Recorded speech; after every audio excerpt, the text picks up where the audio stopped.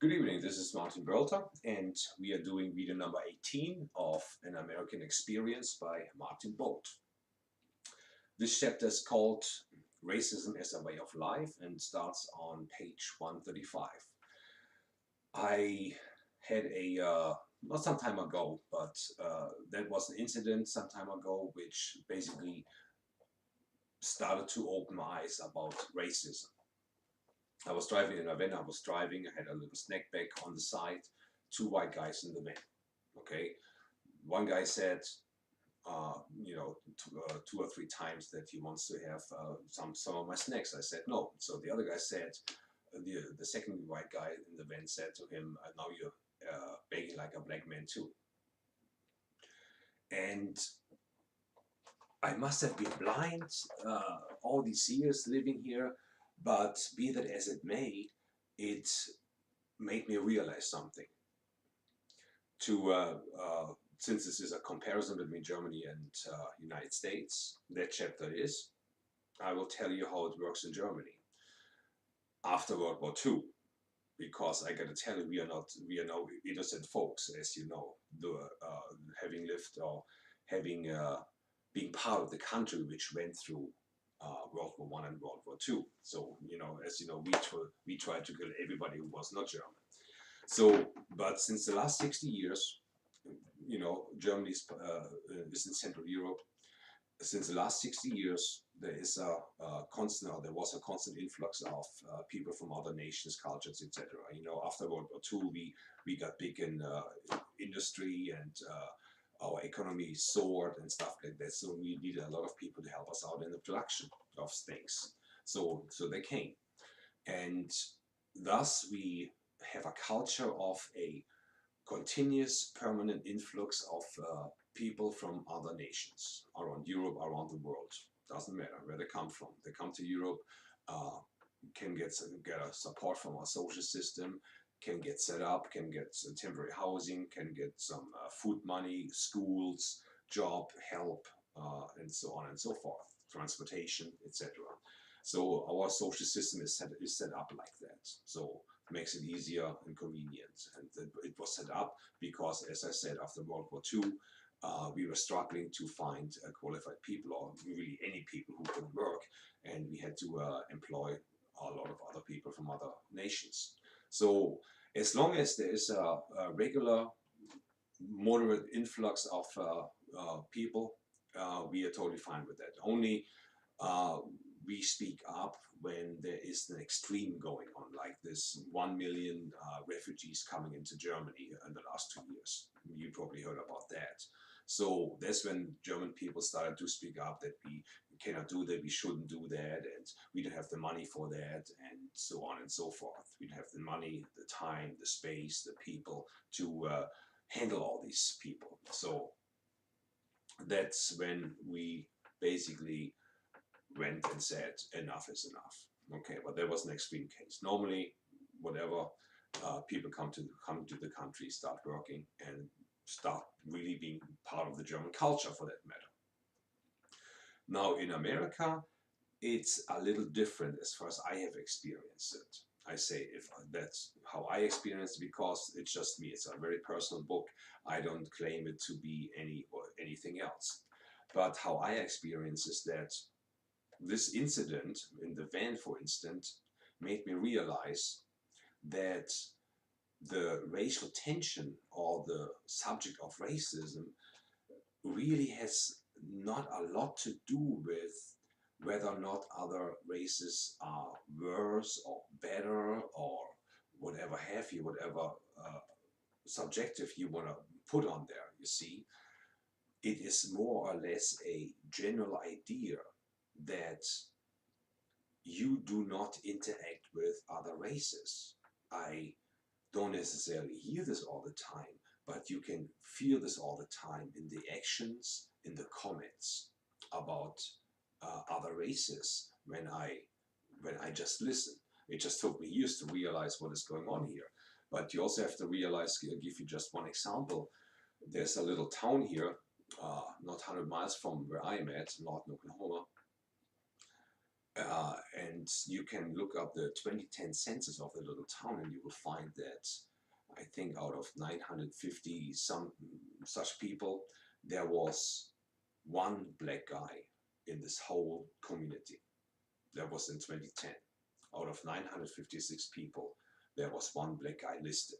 Okay, now that was a statistic. Okay, I didn't personally produce that statistics, so I can only see what I read.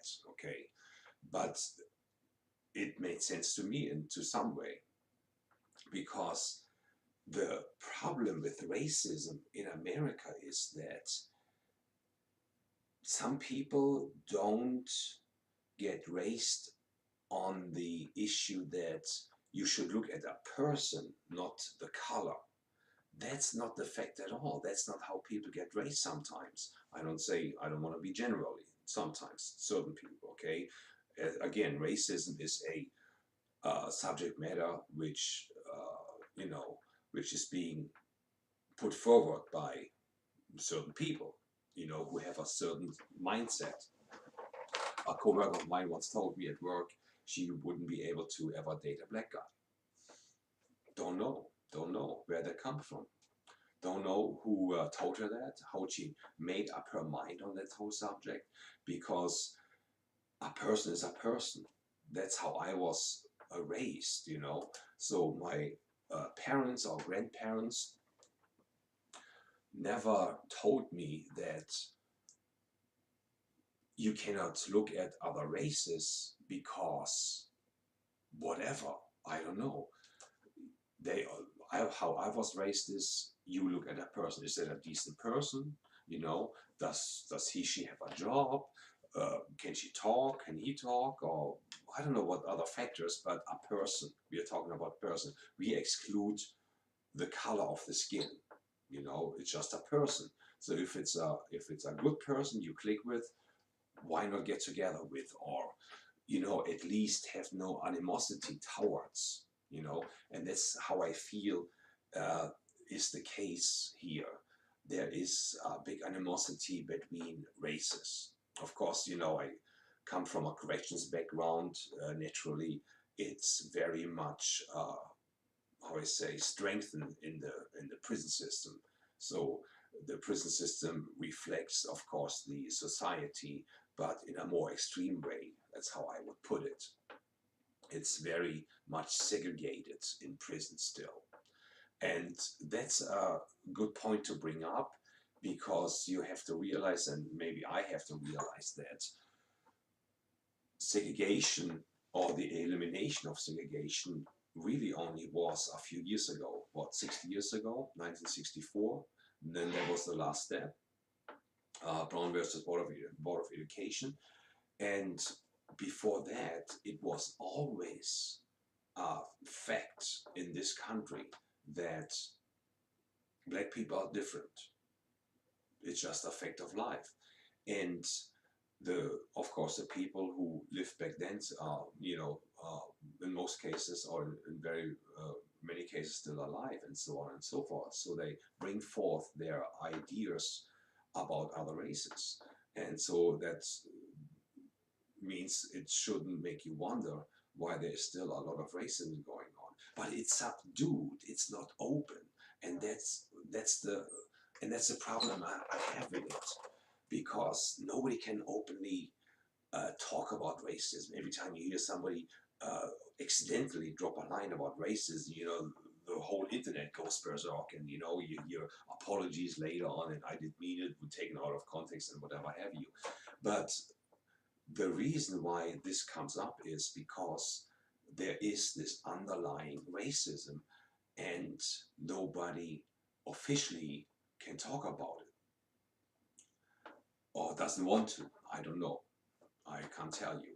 I can't tell you because I didn't make that experience, and I'm not, you know, uh, I'm not educated like that, or I'm not raised like that to look at different races in a different way, that I shouldn't be in, involved with other races. And I think that's the major difference in America. And the reason or the way to solve that big problem, I don't know. It will probably take some generations until you don't have that underlying racism anymore. You know, that white people just reject black people because they are black, and black people just reject white people because they are white. Has nothing to do with the personality or personality traits of the person or the person itself. You know, they don't look at the person, they look at their color. And I think we would be a lot better off if we start to learn to look at the person. That's all I'm saying. So I was very surprised to make that, to actually start to realize uh, that racism is alive and well in the United States. In some places, of course, I don't want to generalize it by no means, but it is here. And the only way I think we can battle that is tell everybody, look at the person. Sounds easy, sounds almost childish, but to bring it to the point, to battle racism with one single point, I think it would be that. Anyway, that's all. That's on the differences on racism between Germany and America. Thank you very much.